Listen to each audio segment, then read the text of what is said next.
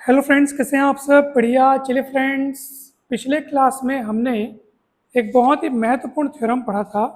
ठीक है, उससे पहले हमने सुप्रीमम इन्फीमम को बहुत अच्छे से समझ लिया था। तो पिछले वीडियोस आपने जरूर देख लिए होंगे। यदि नहीं देखे हैं आपने तो देखिएगा जरूर। एक से बढ़कर एक बेसिक टॉपिक्स को अनेक सारे एग्जाम्पल्स के साथ समझाया गया है। इतना ज़बरदस्त और इम्पॉर्टेंट वीडियो था, तो ज़रूर देखिएगा दोस्तों। ये देख सकते हैं आप, बहुत सारे एग्जाम्पल्स हमने समझे थे। Supremum, infimum, lower bound, upper bound, ये सारी चीज़ों को समझने के लिए फिर बाउंडेड सेट हमने समझा। सुप्रीमम इन्फीमम को और भी रिपीट किया फिर हमने, और इसके फिर से एग्जाम्पल्स देखे। ठीक है फ्रेंड्स, तो ये मैं इसलिए कह रहा हूँ क्योंकि ये सब चीज़ पर आधारित है, तो अगला टॉपिक था। तो ये थ्योरम भी हमने पिछले वीडियो में देख लिया है। ठीक है, और इसी पर बेस्ड, इसी के जैसा, या यूँ कहिए कि इसी का जुड़वा थ्योरम मैंने आपको होमवर्क दिया था।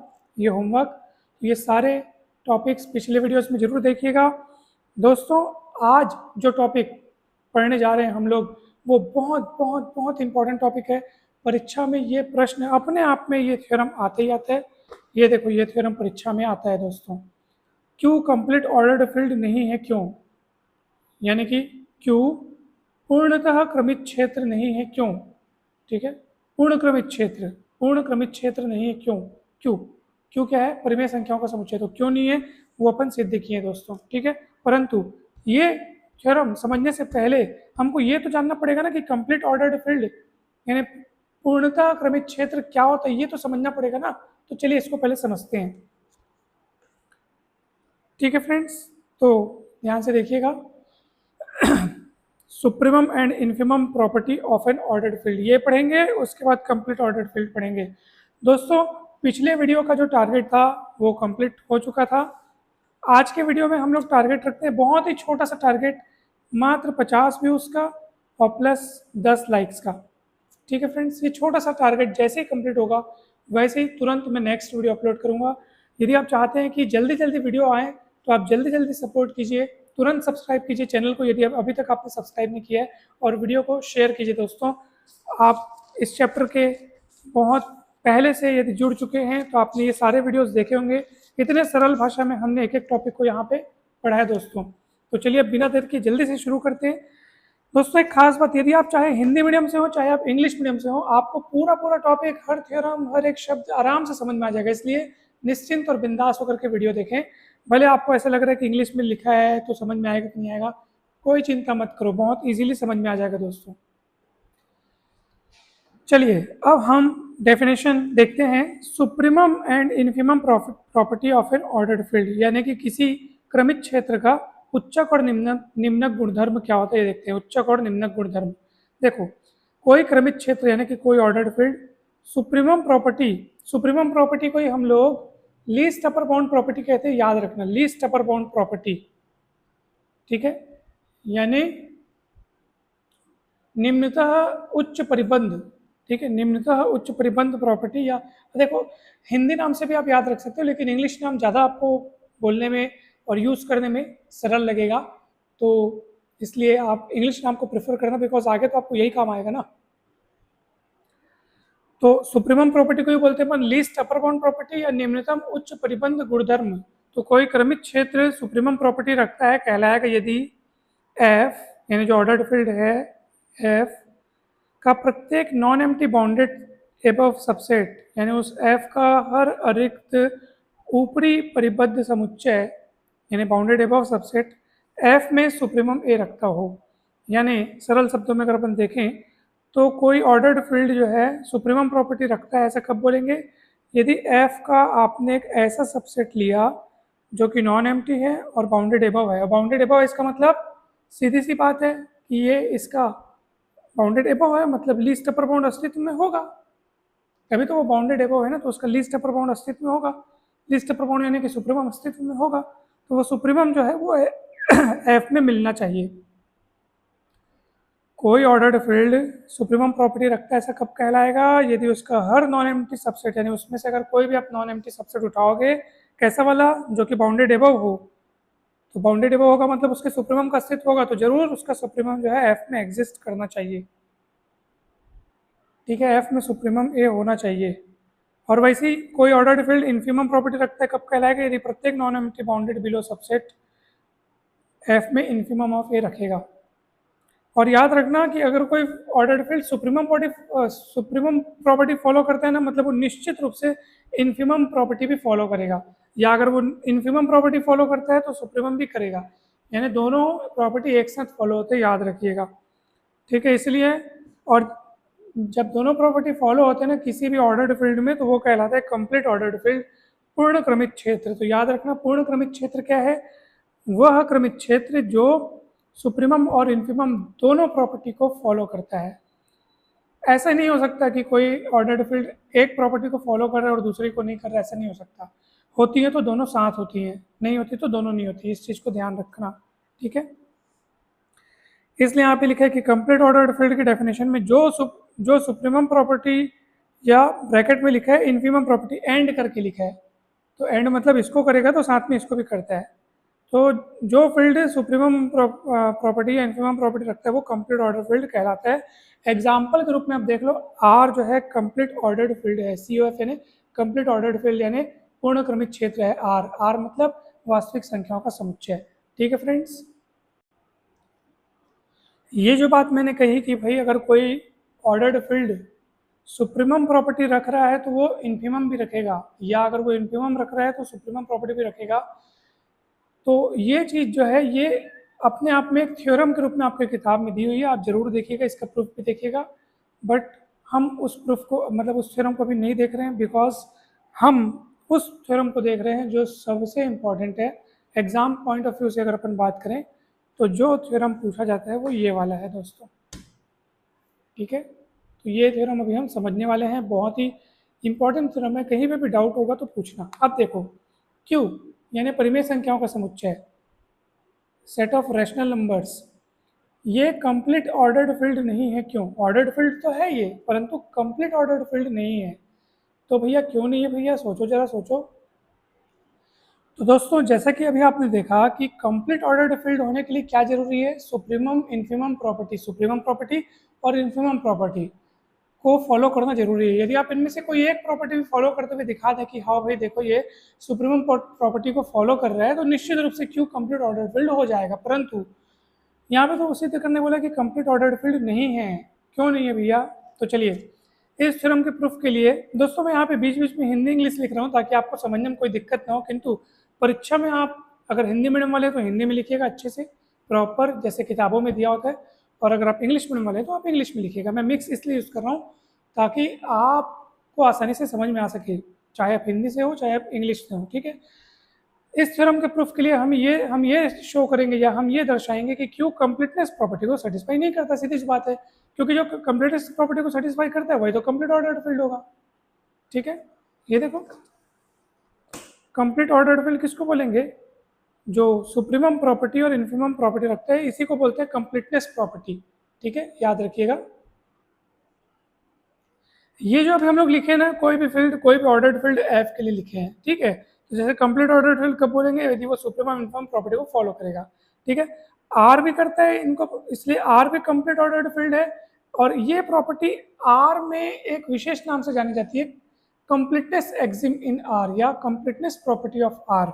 आर ये कंप्लीटनेस प्रॉपर्टी है, कंप्लीटनेस एक्सिम क्या है, यही है।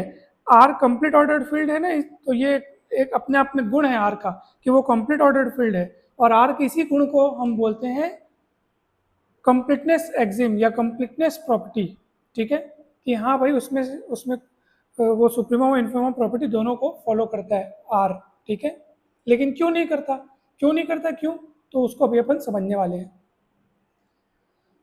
तो देखिए मैं वापस इस पेज में आ गया हूँ, और उसी को हमने लिखा है कि भैया अगर आपको ये दिखाना है ये दिखाना है कि क्यू कंप्लीट ऑर्डर फील्ड नहीं है, तो आपको दिखाना पड़ेगा कि क्यू कंप्लीटनेस प्रॉपर्टी को सेटिस्फाई नहीं करता, कंप्लीटनेस प्रॉपर्टी को सेटिस्फाई नहीं करता। और ये अगर आप दिखाना चाहते हो कि वो सेटिस्फाई कैसे नहीं कर रहे, तो उसके लिए आपको क्यू का एक non empty bounded above set S लेना होगा। Non empty bounded above set ऐसा लेना होगा जिसका सुप्रीमम क्यू में नहीं है। क्योंकि देखो कंप्लीटनेस प्रॉपर्टी क्या होता है, वही तो होता है ना कि भाई कोई भी ऑर्डर्ड फील्ड एफ है वो सुप्रीमम प्रॉपर्टी रखता है, कब कहलाएगा, यदि एफ का कोई भी नॉन एम्प्टी सबसेट ए लेते हो, ऐसा सबसेट जो कि नॉन एम्प्टी हो और बाउंडेड अबव हो, तो जरूर उसका सुप्रीमम एफ में शामिल होना चाहिए, बिलोंग करना चाहिए।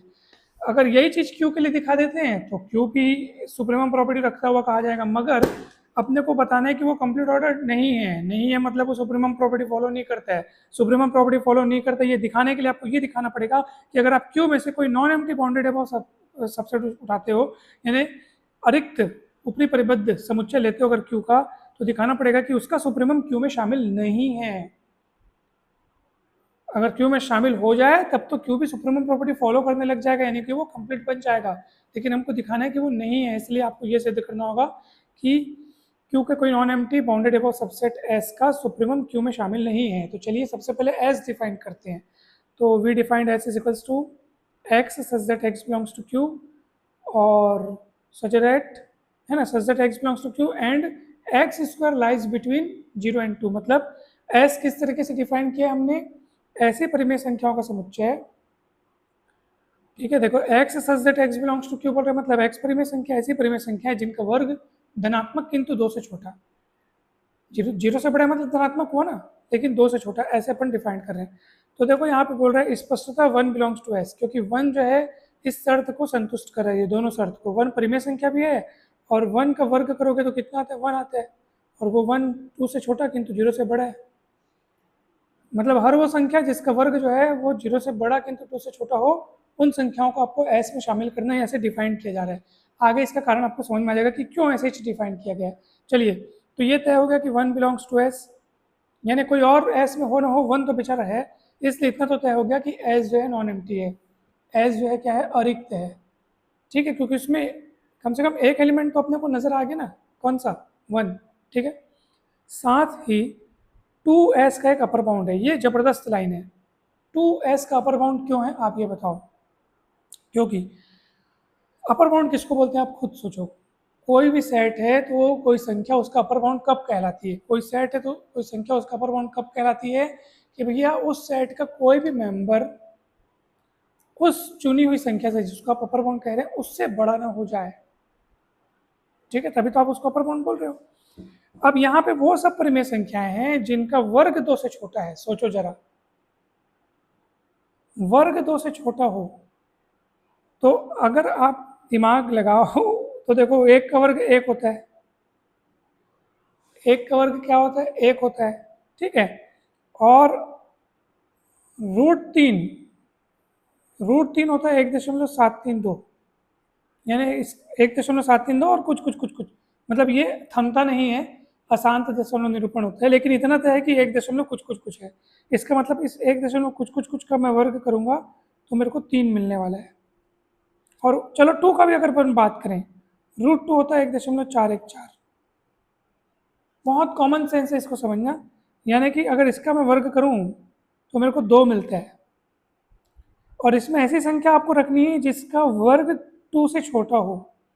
तो जब खुद सोचो कि इस पूरे का वर्ग करने पर आपको 2 मिल रहा है, इसका वर्ग करने पर आपको 2 मिल रहा है, मतलब जैसे आप इससे कोई बड़ी संख्या उठाओगे तो उसका वर्ग 2 से ज़्यादा हो जाएगा। क्योंकि देखो देखो ध्यान से समझना ना, 2 का वर्गमूल जब आप करोगे ना, 2 का वर्गमूल करोगे तो 1.4144 कुछ कुछ कुछ मिलता है, मतलब 1.5 से कम है ये, 1.5 से क्या है, कम है। और क्योंकि आप खुद सोचो 1.5 मतलब होता है 1.5, और उसका वर्ग करोगे ना तो आपको मिलेगा 2.25, क्योंकि 15 का वर्ग 225 होता है, तो 1.5 का स्क्वायर 2.25। मगर हमको तो ऐसी संख्याओं को यहाँ पे रखना है सर जिसका वर्ग 2 से भी छोटा हो, तो ऑब्वियस सी बात है कि वो संख्याएं जो होंगी उनमें से कोई भी संख्या 2 से बड़ी तो नहीं हो सकती, क्योंकि खुद 1.5 का वर्ग भी 2 से ज़्यादा हो जा रहा है। आप खुद सोचो 1.5 का वर्ग भी 2 से ज़्यादा हो जा रहा है, तो ये मैं आपको बताऊं, ये 1.5 भी इस समुच्चय में शामिल होने लायक नहीं है, क्योंकि इस समुच्चय में वही शामिल होगा जिसका वर्ग 2 से छोटा हो। ध्यान दे रहे हो, इस समुच्चय में वही शामिल होगा जिसका वर्ग 2 से छोटा हो। तो मैं तो बोलता हूँ 1.5 भी, ये 1.5 भी इस समुच्चय में शामिल होने लायक नहीं है, क्योंकि उसका वर्ग 2 से ज़्यादा हो जाता है। आप खुद बताओ है कि नहीं। तो सीधी सी बात है भैया, इसका जब ऐसा हो रहा है तो इसमें सीधी सी बात है कि 1.5 भी शामिल होने लायक नहीं है, क्योंकि उसका वर्ग 2 से ज़्यादा हो जा रहा है कि नहीं। तो इसलिए निश्चित रूप से हम यहाँ पे लिख सकते हैं कि 2 इस सेट एस का क्या है, अपर बाउंड, क्योंकि सेट के सारे एलिमेंट्स तो टू से छोटे ही मिलेंगे, टू से बड़ा तो कोई मिल ही नहीं सकता। टू से बड़ा जैसे ही आप सोचोगे तो ये कंडीशन फेल खा जाएगा। टू से बड़ा क्या, अब टू खुद को टू टू भी सोचोगे ना तो टू का स्क्वायर कितना होता है 4। टू खुद भी इस सेट में शामिल होने लायक नहीं है, क्योंकि टू का स्क्वायर 4 होता है जो कि टू से बड़ा है। इसमें वही एलिमेंट आएंगे जिनका स्क्वायर टू से छोटा होगा, तो टू खुद भी शामिल होने लायक नहीं है, इसके सारे एलिमेंट्स टू से छोटे होंगे। ठीक है, क्योंकि टू इसमें शामिल होने लायक नहीं है, इसमें जो भी एलिमेंट्स है टू से छोटे होंगे, क्योंकि तभी मतलब उनका वर्ग जो है टू से छोटा होगा। डेढ़ खुद शामिल होने लायक नहीं है, क्योंकि डेढ़ का वर्ग भी 2.25 आता है भाई साहब, जबकि अपने को 2 से छोटा होना चाहिए वर्ग, तो ये भी शामिल होने लायक नहीं है। ये शामिल नहीं हो रहा है तो फिर इससे बड़े कहाँ से शामिल होंगे, इससे बड़े का वर्ग तो और ज़्यादा हो जाएगा। तो हमने एक सरल संख्या उठा लिए हैं। ठीक है, आप बोलोगे सर 1.5 क्यों नहीं लिखे, अपन एक कोई अपने को ये दिखाना है कि हाँ भाई एज बाउंडेड एबव है, तो बाउंडेड एबव दिखाने के लिए कोई एक अपर बाउंड अपने को खोज निकालना था, तो मैंने बोल दिया कि हाँ टू इस सेट एस का अपर बाउंड है, तो भैया एज बाउंडेड एबव है, तो एज बाउंडेड एबव सिद्ध हो गया। मतलब एस अतः एस सेट क्यू का एक non empty bounded above set है, यानी अरिक्त ऊपरी परिबद्ध समुच्चय है। अब चलो, अब जो प्रूफ करना है ना वो देखो, अपने को क्या प्रूफ करना है कि भैया सेट एस जो है उसका सुप्रीमम क्यू में नहीं है, ऐसा अपने को प्रूफ करना है। अपन जबरदस्ती मान लेते हैं कि मान लो इसका सुप्रीमम क्यू में है। ठीक है, चलो तो ये देखो, ये एस का सुप्रीमम, सुप्रीमम मैंने लिस्ट अपर बाउंड है, मतलब मैंने यू को माना है एस का सुप्रीमम, और मैं बोल रहा हूँ कि यू क्यू में बिलोंग करता है। सिद्ध करना है कि एस का सुप्रीमम क्यू में नहीं है, लेकिन मैं जबरदस्ती मान रहा हूँ कि एस का सुप्रीमम जो कि यू है और वो क्यू में बिलोंग करता है, ऐसे मैं जबरदस्ती उल्टा मान के चल रहा हूँ, मतलब कहीं ना कहीं जाकर मैं फंसने वाला हूँ। चलिए अब मेरे को एक बात बताओ, लॉ ऑफ ट्रिकोटोमी या ट्राइकोटोमी या त्रिविकल्पता का नियम हम लोग पढ़े हैं, और इस नियम से इन तीनों में कोई एक बात सच होनी चाहिए। आप खुद सोचो, एक तरफ पे लिखता हूँ यू स्क्वायर, एक तरफ लिखता हूँ टू, क्या क्या हो सकता है, या तो ये इससे बड़ा होगा, या तो ये इससे छोटा होगा, या तो दोनों बराबर होंगे। यही तीन ऑप्शन हो सकते हैं। कोई भी दो नंबर अगर मैं आपको दूँ तो क्या होगा, या तो ये बड़ा होगा, या तो ये बड़ा होगा, या तो दोनों बराबर होंगे। तो वही चीज़ मैंने यहाँ पे लिखा हुआ है। त्रिविकल्पता नियम से कोई एक चीज़ और सिर्फ कोई एक चीज़ सत्य होना चाहिए। तो आगे हम देखते हैं कि कितनी चीज़ सच होती है, कोई एक चीज़ सच होती है कि नहीं, या कोई सच नहीं होती। ये सारी चीज़ें आगे समझ में आ जाएगा। ठीक है, चलिए पहला केस लेके चलता हूँ मैं, ध्यान से समझिएगा, मज़ा आ जाएगा। यू स्क्वायर लेस देन 2 लेके चलता हूँ। मैंने ये वाला केस लिया, U square is less than 2। अब मैं एक संख्या मान रहा हूँ y is equals to 4 + 3u upon 2 + 3u। आप कहेंगे सर ऐसा क्यों माने आपने, तो इसका कारण अभी अभी आपको पता चल जाएगा। देखो अब क्या करना है, चलिए मैंने ये y मान लिया ऐसे, अब u माइनस वाई में u माइनस वाई करके देखता हूँ। ध्यान से देखिएगा, मैंने u को क्या कहा है, u को मैंने s का सुप्रीमम भी कहा है, और मैंने कहा है कि वो q में बिलोंग करते हैं, यानी u एक ऐसा रैशनल नंबर है, ऐसी प्रीमिय संख्या है जो s का सुप्रीमम है। चलिए देखते हैं क्या गड़बड़ होती है। चलो u में से y को माइनस करके देखो, तो u और ये माइनस y आपने इतना माने उसको मैंने लिख दिया। तो एलसीएम निकाल के क्रॉस मल्टीप्लाई करके इधर भेजना, काटा कुट्टी जो भी है प्लस माइनस करना, ये 6वीं कक्षा का खेल है, आसानी से आप इसको कर सकते हो कैलकुलेशन। इतना आएगा और आप देख सकते हैं ये लेस देन जीरो। क्यों बताऊँ, क्योंकि यू स्क्वायर और टू में देखो कौन छोटा है कौन बड़ा है, यू स्क्वायर छोटा है टू बड़ा है।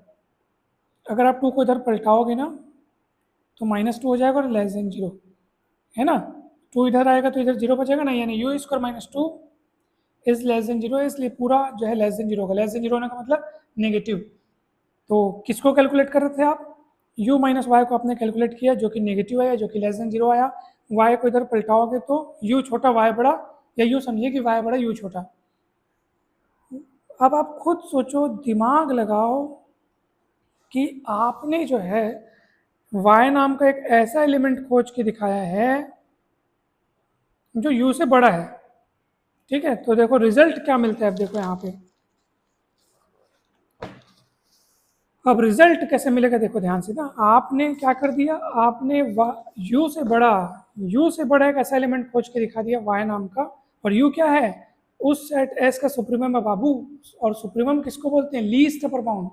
लीस्ट अपर बाउंड बोलने का मतलब ये है कि अपर बाउंड्स के कलेक्शन में से सबसे छोटा वाला अपर बाउंड। ठीक है, और वो u है। तो चलो देखते हैं आगे क्या गड़बड़ होती है। देखो 2 - y स्क्वायर करके देखा मैंने, y इतना माना था। ठीक है, मैंने इसको स्क्वायर किया, सॉल्व किया पूरा, इसका स्क्वायर कर के पूरा सॉल्व करके इतना आएगा। ठीक है, इसको इस a प्लस बी स्क्वायर में तोड़ना, नीचे वाले को तोड़ना, ये इधर जाएगा, तो कुल मिला के या इसको हाँ इधर जो तोड़ के उधर भेजोगे ना तो उसको इसके साथ सॉल्व करना, नीचे 3+2u² रहेगा वैसे ही। ठीक है, 3+2u² वैसे ही रहेगा, जब वो इधर जाएगा ना फिर उसको तोड़ के इसके साथ सॉल्व करना। तो आप देख सकते हैं 2 - u² अपॉन इतना जो है ग्रेटर देन 0 होगा। क्यों ग्रेटर देन 0 होगा? क्योंकि ऑब्वियस सी बात है बड़े में छोटे घटा रहे हो आप, क्योंकि आपने u² को छोटा माना है, यहाँ पे देख लो आप, तो ऑब्वियस सी बात है 2 बड़ा है ये छोटा है, तो बड़े में छोटे करेंगे तो पॉजिटिव आएगा। ये 2 - y² हो गया पॉजिटिव, यानी कि y² लेस देन 2 हो गया, y² is less than 2, y² is less than 2 मतलब y बिलोंग करेगा s में, क्योंकि s के एलिमेंट्स की बनावट ही आपने ऐसे की है कि इसमें वो एलिमेंट होंगे जिनका वर्ग 2 से छोटा होगा। ठीक है, ये देखो s के नियमों की मतलब s के एलिमेंट्स की शर्त है, तो y² भी तो 2 से छोटा है, तो y बिलोंग करेगा किस में? s में, क्योंकि उसका वर्ग 2 से छोटा है। अरे भाई साहब क्या बात कर रहे हो, s में आपने ऐसा एलिमेंट खोज के दिखा दिया, s में आपने ऐसा एलिमेंट खोज के दिखा दिया जो कि u से बड़ा है। देखो u से बड़ा ये कैसे पता चला? ये यहाँ आपने सिद्ध किया, आप देख लो, जब आपने u में से y माइनस किया देखा तो वो लेस देन 0 आया, अर्थात u बड़ा है, सॉरी y बड़ा है u से, मतलब u से बड़ा एक ऐसा एलिमेंट आपने खोज के दिखा दिया जो s में शामिल है। तो फिर u कहाँ का सुप्रीमम हुआ? सुप्रीमम किसको बोलते हैं कि उससे बड़ा सेट में और कोई नहीं मिलना चाहिए, यानी कि सेट में कोई भी एलिमेंट उससे बड़ा नहीं होना चाहिए जिसको आप सुप्रीमम बोल रहे हो। तो यहाँ पे तो y उस सेट में बिलोंग भी कर रहा है, यानी सेट के अंदर y नाम का एक ऐसा एलिमेंट मिल गया जो सुप्रीमम से भी बड़ा है, तो फिर u कहाँ का सुप्रीमम हुआ भाई साहब? तो u s का अपर बाउंड नहीं हो सकता। हम एक विरोध पे पहुंचते हैं, यानी कि पहला ऑप्शन तो आपका गलत साबित हो गया। 3 विकल्प में से एक विकल्प सही होने चाहिए थे, पहला विकल्प गलत साबित होता है भैया। अब दूसरे विकल्प को चेक करते हैं, u² 2 को लेते हैं। क्यों गलत साबित हुआ? क्योंकि अगर हम उसको लेके चल रहे हैं तो हम एक कॉन्ट्रडिक्शन पे पहुंचते हैं।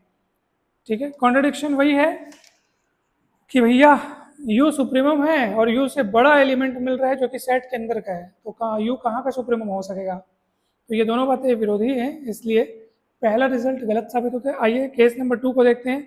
यदि u² बराबर 2 होगा, जो कि संभव नहीं है, क्योंकि u जो है वो परिमेय संख्या, अगर आप यहाँ से दोनों पक्षों में वर्गमूल लेते हैं तो आपको क्या मिलेगा बताओ? +-√2 मिलेगा, और √2 जो है अपरिमेय संख्या है, मतलब यहाँ से अगर u देखते हैं तो u अपरिमेय संख्या आती है, लेकिन वास्तव में u क्या है? u तो परिमेय संख्या है कि नहीं बताओ भाई? क्योंकि आपने यहाँ पे माना तो है ना भाई, u बिलोंग्स टू q कहा है आपने, है ना भाई, u एक ऐसी परिमेय संख्या है जो कि s का सुप्रीमम है। ठीक है, तो ये रिजल्ट तो हो ही नहीं सकता, ये वाला तो हो ही नहीं सकता, क्योंकि इसमें √2 मिलेगा तो वो अपरिमेय है। ठीक है, तो ये संभव नहीं है, तो केस 2 भी आपका फेल हो गया, क्योंकि यहाँ से u जो है वो अपरिमेय मिल रहा है, जबकि u को हमने परिमेय माना हुआ है। ठीक, तो केस 2 भी फेल हो गया। केस तीसरा देखते हैं। केस तीसरे में है u² इज ग्रेटर देन 2। देखो पहले u² को लेस देन 2 लेके चले, फिर इक्वल टू 2 लेके चले, फिर ग्रेटर देन 2 लेके चलेंगे, तो क्या होगा दोस्तों बताइए यहाँ पे? तो यहाँ पे ये होगा कि फिर से हम लोग एक y बराबर मान लेते हैं 4+3/3+2u। ठीक है, इसको ध्यान से समझिएगा ना दोस्तों। एक बहुत महत्वपूर्ण बात मैं आपको बताना चाहता हूँ, एक छोटी सी मिस्टेक हो गई है। केस 1 में अपन ने ये जो y को माना है ना, ये 2+3u नहीं बल्कि ये है 3+2u। ठीक है, क्योंकि देखो अपन नीचे में भी 3+2u लिखे हैं। ठीक, तो ये आप लोग ध्यान से सुधार लीजिएगा। ठीक है, 4-3-3-2 4-3-3-2 ऐसा है, और इसलिए चुने हैं ताकि ऊपर में ना, अब आपके मन में प्रश्न उठता होगा कि वही क्यों चुने, ऐसा क्या है उसमें खास? वो इसलिए क्योंकि देखो ऊपर से क्या होता है 3-3 कट, देखो इसलिए देखो ऐसे चुने हैं, ऊपर भी 3 रहे नीचे भी 3 रहे और 3-3 कट जाए और 2 और 4 में से 2 कॉमन निकल जाए, ताकि ऊपर में इस टाइप का पैटर्न बचे, u² -2 या 2 - u², इस टाइप का पैटर्न बचे, ताकि हम आसानी से बता सकें, क्योंकि त्रिविकल्पता नियम के अनुसार हम लोग u² और 2 के बीच ही रिलेशन यहाँ पे दिखाए हैं, तो वही यहाँ बचेगा, तो छोटा है बड़ा है 0 से आसानी से तय कर सकेंगे, इसलिए ऐसे दिमाग लगा चुना गया है। चलिए अब बढ़ते हैं आगे। तो ये तीसरा केस है, y हमने इतना ले लिया 4+3u/3+2u। अब y - u करके देखो, y का मान इतना रखा, u रखा, क्रॉस मल्टीप्लाई करके सॉल्व किया, 2 - u² बचा। ठीक है। 2 कटे चाहे ना कटे, देखो यहाँ पे मैंने कहा कि 2 कट कट जाता है, कट वो डिपेंड करता है कि अगर नीचे कोई कटने वाली संख्या रहे, जैसे यहाँ पे नहीं कट रहा है, कोई दिक्कत वाली बात नहीं, 2 कॉमन निकल रहा है, मेन तो अपने को अंदर ये बचना चाहिए, ठीक है। 2 मतलब सॉरी, यू कट रहा है कि नहीं कट रहा है, ओ सॉरी, 2 कट रहा है कि नहीं कट रहा है जो है, उससे कोई नीचे मतलब नहीं है, मेन आपका ये इससे मतलब है, इसी के आधार पर ग्रेटर देन 0 है कि लेस देन 0 ये तय हो रहा है, ठीक है। हड़बड़ी में U2 हो जाता है फ्रेंड्स, इसलिए आप लोग अपने समझदारी का भी इस्तेमाल जरूर आपको करना है, ठीक है। क्योंकि देखो थ्योरम काफ़ी बड़ा है ना, तो मैं चाहता हूँ कि वीडियो एकदम लंबा ना खिंचाया करके मेरे को सीमित समय में इसको बिल्कुल आपको समझाना होता है दोस्तों। और मुझे पक्का यकीन है आपको समझ में आ रहा होगा दोस्तों। कहीं पे भी कोई भी प्रॉब्लम, कोई भी डाउट, कोई भी आपको अगर लगता है तो आप बिल्कुल कमेंट सेक्शन में पूछा करें, और बिल्कुल बिंदास होकर के आप पूछ सकते हैं दोस्तों, ठीक है। तो चलिए अब हम बढ़ते हैं आगे। तो देखा मैंने कि यहाँ पे 2 माइनस यू स्क्वायर आया है, और यहाँ पे जो केसेस लिए हैं अपन ने, you square is greater than 2, तो ये बड़ा है ये छोटा, ऑब्वियस सी बात है, छोटे में से बड़ा घट रहा है मतलब ये ऋणात्मक होगा, मतलब less than 0। Y minus U less than 0 बोलने का मतलब Y is less than U. अब वाई स्क्वायर माइनस 2 करके देखो, वाई का मान रखो, वर्ग करो, 2 घटाओ, इधर उधर ले जाओ, उसके बाद आप देखेंगे यू स्क्वायर माइनस 2 इतना फलाना ग्रेटर देन 0। ग्रेटर देन 0 क्यों हुआ? क्योंकि यू स्क्वायर बड़ा है 2 से, वही वाला केस लिए अपन, देख लो, U square is greater than 2 वाला केस लिए हैं, तो बड़े में छोटा घटा मतलब पॉजिटिव होगा। तो Y square minus 2 is greater than 0, Y square minus 2 is greater than 0 मतलब 2 इधर पलटेगा तो वाई स्क्वायर जो है 2 से बड़ा है, ठीक है। अब आप खुद सोचो, वाई स्क्वायर 2 से बड़ा है, इसका मतलब जो है वो एस का एक अपर बाउंड है। क्यों? क्योंकि हर वो संख्या जिसका स्क्वायर 2 से बड़ा है वो एस का एक अपर बाउंड है। क्यों? क्योंकि भैया इसमें कैसे मेंबर्स हैं बताओ जरा, इसमें कैसे मेंबर्स हैं? जिनका स्क्वायर 2 से छोटा है वही इसमें होना चाहिए, और यहाँ पे ऐसा मेंबर मिल रहा है वाई नाम का जो इसका स्क्वायर 2 से बड़ा है, तो ये एस का क्या हो गया? एस का अपर बाउंड है। और अपर बाउंड जो है वो यू से छोटा है, यानी लिस्ट अपर बाउंड से छोटा है। लिस्ट अपर बाउंड किसको बोलते हैं कि उससे छोटा अपर बाउंड और नहीं होना चाहिए, लेकिन वाई एक ऐसा अपर बाउंड है जो लिस्ट अपर बाउंड से छोटा मिल रहा है, तो ये कॉन्ट्रडिक्शन हुआ, क्योंकि यू तो लीस्ट अपर बाउंड है, यानी अपर बाउंड्स के कलेक्शन में से सबसे छोटा वाला, लेकिन वाई उससे भी छोटा मिल रहा है, और उसका स्क्वायर 2 से बड़ा है, यानी कि वाई जो है अपर बाउंड है और वो लिस्ट अपर बाउंड से छोटा भी है, तो ये दोनों बातें एक साथ सच नहीं हो सकती। फिर से एक विरोधाभास में पहुंच गए, अतः तीनों में से एक भी स्थिति लागू नहीं हुई। त्रिविकल्पता का नियम हम लेके चले थे 3 केसेस, तीनों में से एक भी स्थिति लागू नहीं हुआ। देखो ये वाला, ना तो ये केस लागू हुआ, ना तो ये, ना तो ये, तो त्रिविकल्पता नियम का खंडन होता है, ठीक है। हमारी मान्यता गलत थी, हमने माना था कि ऐसा रैशनल नंबर u एग्जिस्ट करता है जो कि s का सुप्रीमम है, तो ये मान्यता हमारी गलत साबित हुई, ठीक है। इसलिए ऐसा कोई रैशनल नंबर नहीं है जो s का सुप्रीमम हो, यानी कि ऐसा कोई रैशनल नंबर नहीं है जो s का सुप्रीमम हो, यानी कि लीस्ट अपर बाउंड हो। इसका मतलब क्यों कंप्लीट ऑर्डर्ड फील्ड नहीं है, पूर्ण क्रमित क्षेत्र नहीं है, क्योंकि उसके किसी non empty bounded subset S का लीस्ट अपर बाउंड क्यू में शामिल नहीं है, ठीक है। यही अपने को सिद्ध करना था। इस तरह से थ्योरम कंप्लीट होता है दोस्तों। मुझे पूरी उम्मीद है कि ये थ्योरम आपको बहुत अच्छे से समझ में आया होगा। कहीं पर भी कोई भी डाउट हो, कन्फ्यूजन हो तो बेझिझक बिंदास जरूर पूछिएगा। जल्दी से इस वीडियो का टारगेट आप कंप्लीट कीजिए दोस्तों, जितना हो सके दोस्तों के साथ शेयर करें, social media, WhatsApp group, Instagram, जहाँ जहाँ आप शेयर कर सकते हैं करें। कम से कम आप अपने क्लासमेट्स के साथ शेयर करें, अपने क्लास ग्रुप के साथ शेयर करें, तो जल्दी से ये टारगेट कंप्लीट हो जाएगा। आज का मात्र 50 व्यूज़ और 10 लाइक्स का आंकड़ा है, ठीक है। जल्दी टारगेट कंप्लीट होगा, तुरंत आपके समक्ष नया वीडियो प्रस्तुत किया जाएगा। आप सभी को बहुत बहुत धन्यवाद। जल्दी मिलते हैं हम नेक्स्ट वीडियो में।